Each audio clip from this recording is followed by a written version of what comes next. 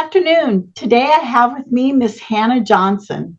And Hannah is a wealth strategist, and she partners with individuals, business owners, and their employees to design personalized financial plans. She leverages the power of compound interest, and we all learned about the rule of 72, right?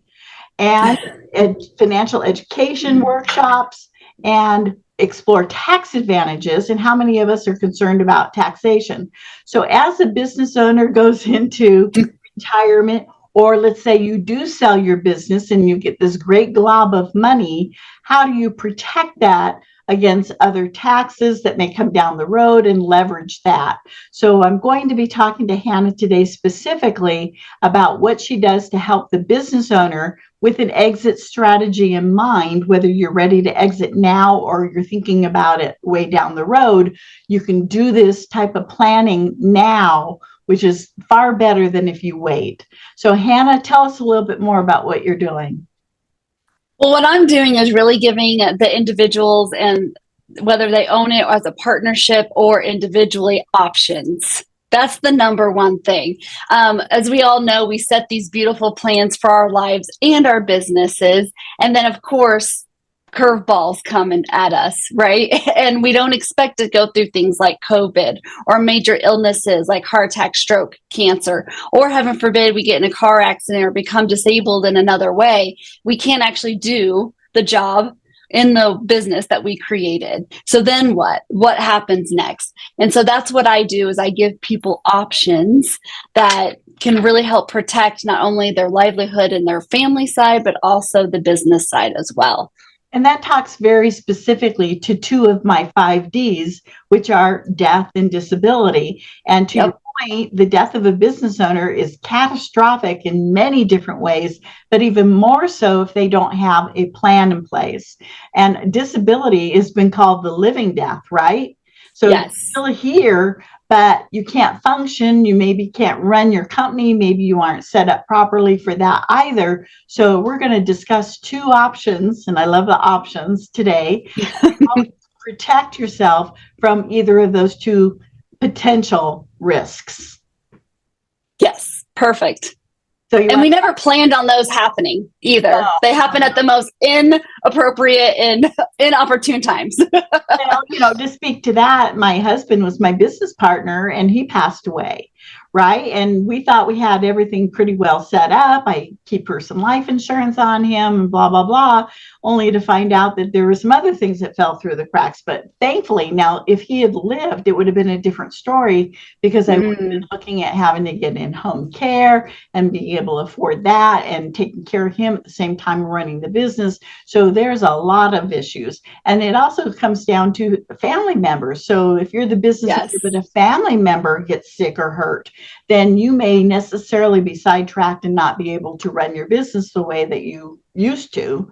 And if you don't have a plan in place, that can hurt you too. So how do your plans help? You can dissect the death from the disability or talk to them both, whatever you feel is appropriate. Well, let's do that just for ease. Let's start with death. Death is never fun. A loss of a partner in a business or a family member is very hard. And when it's both combined, you've got two different entities to look out for. You've got your home life and your business life. And like in your situation, your business partner was also your life partner. So that's very difficult. That's where we've got to have two different things set up in place. And that's where people tend to commingle them. When we've got to remember, just like our money, separation of church and state, right? We've got to have our business account. We've got to have our personal accounts. Same thing here. This is where I recommend individuals, whether they're married to their business partners or not, we have those separate accounts, those separate policies. So of course, life insurance is the easy one to deal with the death, because the individual dies.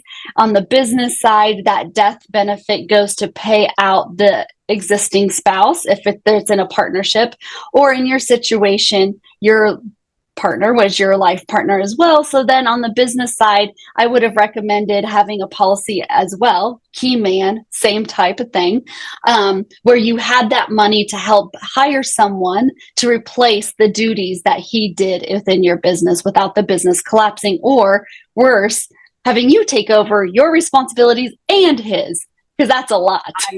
So exactly. And to that point, I was talking to an external CFO who had two brothers who were business partners. One died, and the bank called the credit line due immediately. Oh, yep. He didn't have the cash flow to pay it off. He's liquidating assets, selling off inventory, which is decimating the business. Simple solution would have been, to your point, to have that key person life insurance in place, allowed him to pay off that credit line, restructure the business, maybe hire another person to do what his brother used to do, and expand, not contract. So absolutely. Same thing happened when my husband Joe died. I had a tiny little credit line. Thank God it wasn't a huge one. And I looked at it one day after he died, and it was closed. Wow. No notice, nothing. So I go into the bank. I said, "What's wrong with my credit line?" And they said, "Well, we canceled it." I'm going, "Why?" And they said, "Well, he was a signer on the account and he's not here." And I said, "But I own the company and I'm still here." And they did not care. So fast forward, take that to a contractor who has $1 million credit line. Yes. And it's all out being used for projects that they're working on currently. And the bank calls that due. Yes. Right. I mean, we hear about that all the time, where a simple life insurance policy, and it could even be a term, right? If your company doesn't have the cash flow yet, I just helped two ladies. There are business partners in a company, and we started out with terms because the company is just not there yet to do anything more permanent. So awesome. Let's protect it with a term, and we can get those living benefits going to the next thing, kind of segueing to with a disability, which is another D in the 5 Ds that kind of hinder a business. Is the disability is we are 78% more likely to suffer a chronic illness, critical illness, or a disability that will take us out of the business from doing our duties than we are from death. Yeah, exactly. And to that point, I had an HVAC guy who owned an HVAC company fall off his own roof, break both his legs, multiple surgeries, PT, all of that, and he almost lost the company. And he never recovered to where it was before. And a simple policy that covered for disability that could have provided a cash flow for him and protection would have been invaluable. Absolutely. Absolutely. Especially with partnerships, and especially too when you're by yourself. Yeah. When you're by yourself and it's only you, like right now, it's only you. For me right now, it's only me that can do what I can do in my business. So heck yes, I have a very large policy on myself, because then if something happens to me and I can't type, I can't walk, I can't meet with people, I can't talk, I can't function, I'm pulling in that policy. And I'm going to pay someone to keep my business running. That way, when I'm better, I have a business to go back to. I'm not starting from ground zero. I'm not starting from negative, right? My business is positive now. I've worked very hard to get it there. And at least you're keeping communication with people, because if you're unable to communicate because you're sick or you're hurt, then you're going to lose that, like you said, momentum. And that's very, very hard to go to zero and then pull back up to 65 miles an hour, right? Absolutely. It takes time. Yeah, solopreneurs are especially at risk, and they don't think about that because it's only them, right? Yes. You own the business. So really important. So talk about the tax advantages, Hannah. Tell us about that. So tax advantages can be done several different ways. There are tax deferred accounts, and there's also tax-free accounts. And depending on your unique situation really tells us which way we go. However, I tend to lean towards the tax-free way.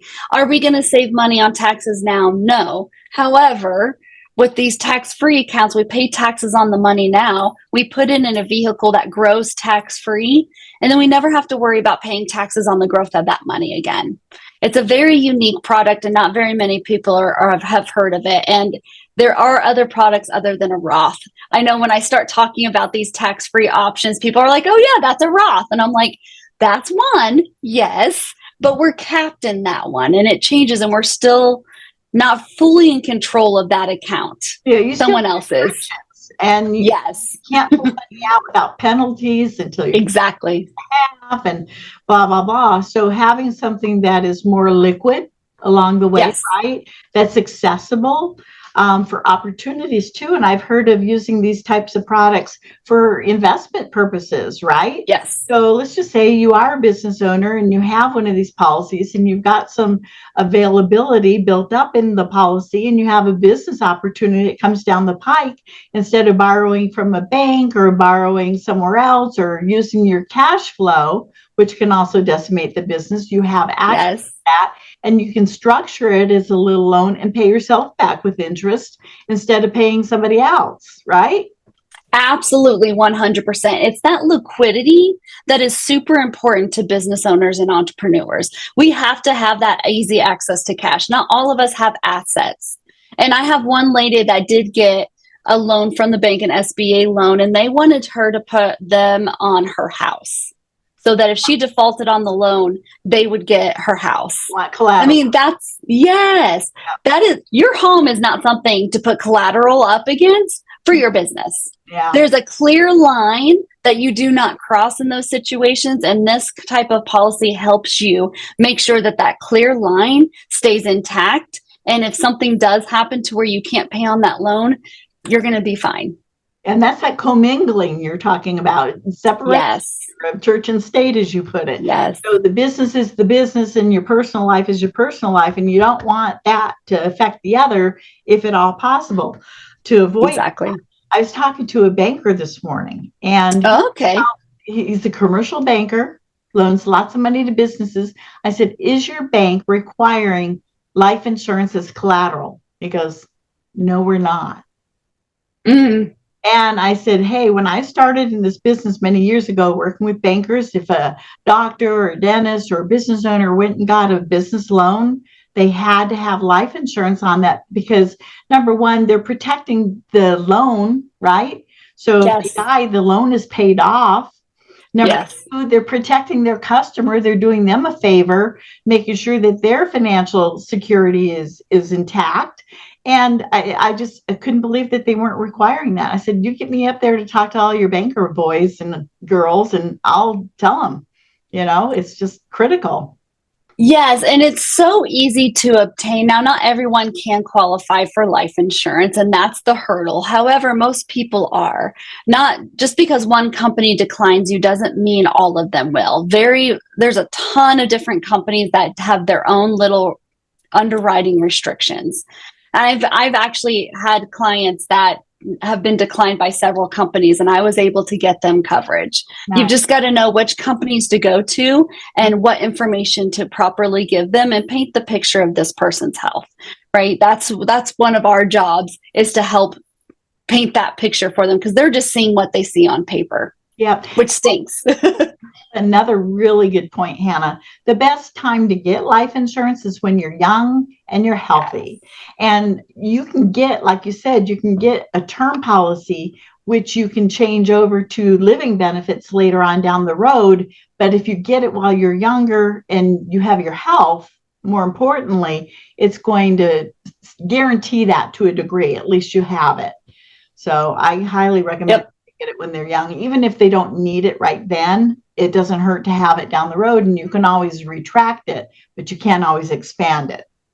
Exactly. And let's clarify what living benefits are, because I know that can be a confusing term as well. So living benefits historically have been, I can actually pull money out of this account when I get older, or if I need to. That is a form of what some companies call living benefits. The living benefits I'm referring to are chronic, critical, and terminal illnesses, and those do come on term policies as well. Oh. So you can really get those. They're also called accelerated benefits, rider, and they don't. Some companies do charge extra for them, and some companies do not. Mm-hmm. So you definitely want to go to the company that doesn't charge any extra, because let's try to keep more money in your pocket. That's the whole point. But also, when you're in that situation, when you're wanting to get a life insurance policy to use as collateral, not all companies say, let's do a life insurance policy. But however, if you suggest it, usually they will go for it. It really depends on the institution you're getting the loan from. But of course, I always recommend don't worry about that. Let's set you up for success when you're young and healthy so that if you decide to open up a business of your own and you need a loan, you can just pull it out of a permanent policy that has that built up in there. Right. So the living benefits, those three categories that I gave you, chronic, terminal, and critical, they encompass a lot of different things. So when we're talking about disability, it's not just the chronic situation, which is 2 of the 6 means of daily living. That it considers the terminal diagnosis as well as the critical diagnosis. Because sometimes when you have a heart attack, stroke, or cancer, you can't come back to work.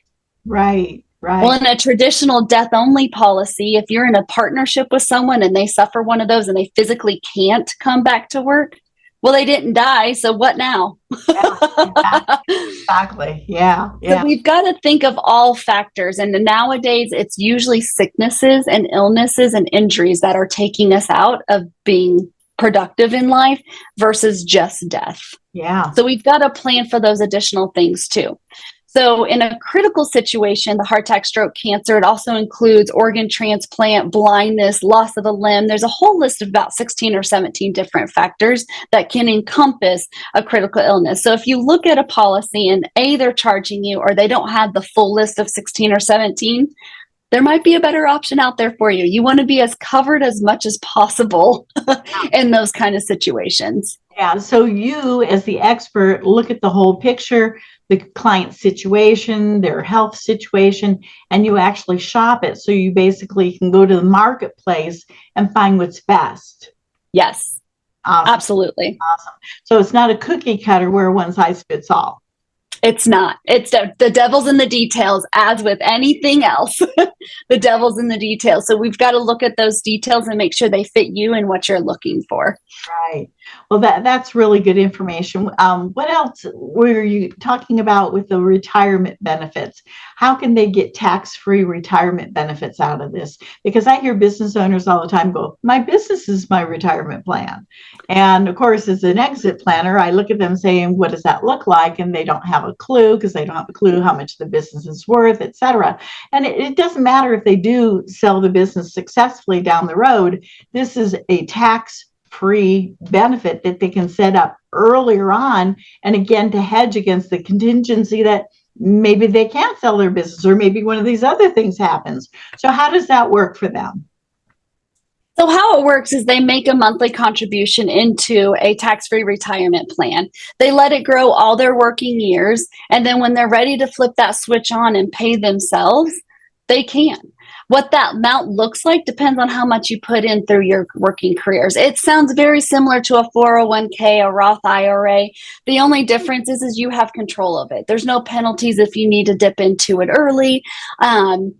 There's no tax on the growth, which can happen in a 401k. Of course, 401k is tax deferred, but that tax-free retirement makes it so what you pay taxes on the money today, where the taxes are what we know what they are.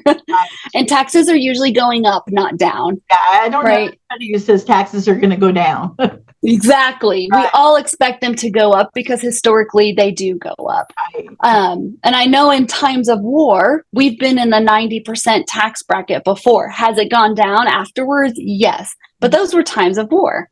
Right. We don't know if we're going to be in war when I want to retire. So I'm going to make sure that it doesn't matter. When my money comes out, when I'm getting paid, when I'm retired, I don't have to worry about taxes because I grew my retirement in a tax-free account. Right, right, which is super valuable. And again, to your point, the earlier you start this, time is on your side.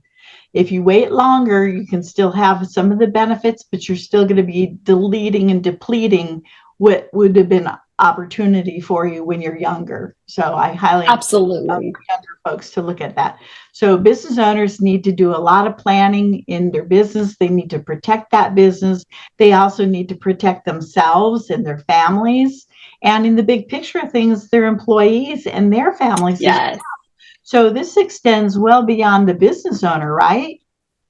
Absolutely. It does extend into the employees as well. So many employers are not wanting to sign up for the 401ks because of the high cost, the high fees, the setup charges, all that. That affects the bottom line. Yeah, the limit, Yes. like you said. Yeah. Yeah. Yes. And limitations. So they're bringing in these tax-free retirement accounts for their employees. There's way less paperwork, no fees to the employer. They can contribute or they don't have to contribute. And it doesn't matter if they're a W-2 or a 1099. Nice. With either one of those situations, they can have the tax-free retirement account. So it completely eliminates all the restrictions and rules and rigidity of what we're allowed to do and gives us freedom of what we want to do with our money. Imagine that. Yeah. Well, to your point, it doesn't have the strict rules that a 401k or another type of qualified retirement plan would have on contributions and how much you can put in. You really have flexibility and it can be very much customized. Isn't there a provision that if something were to happen, then they were permanently disabled, that it would self-complete? They can add that in there too? There is a provision on that, absolutely. But typically in those situations, they might want to actually start using the living benefits that are attached to that, or start using the income. Because again, if they're not working, right, exactly. they need money. So it really does give you a lot of options. And if you have a significant other that can continue to pay the bills while you're disabled, great. You can either let it sit there and continue to grow and don't touch it, you embracing compound interest, or you can use it if you need to. The biggest thing is it gives you options without that threat of additional fees and taxes and penalties and all that, because that's what restricts people with their options. Great. Well, that's been really helpful, Hannah. Is there anything else that you want the people to know about this type of planning? Or we're going to put your contact information down. You can give them a little bit of background now on how to reach you. Absolutely. That would be great. I do the Money 101 workshops where we talk about how money really works. We talk about compound interest. Not everyone learned that in school or from their parents. No one learned about the rule of 72, because I get that question a lot. Well, I don't know how much I need. I just know I want $2 million by the time I retire. I have no idea how much I need to put in now to make sure I get there. Mm-hmm. Well, we use the rule of 72 to reverse engineer that. Nice. And we put it in accounts that embrace compound interest. If we don't understand what those principles are, we don't know how to use them. Yep. So that's the number one step. Yeah, that's shooting in the dark, isn't it? When you don't understand. Absolutely.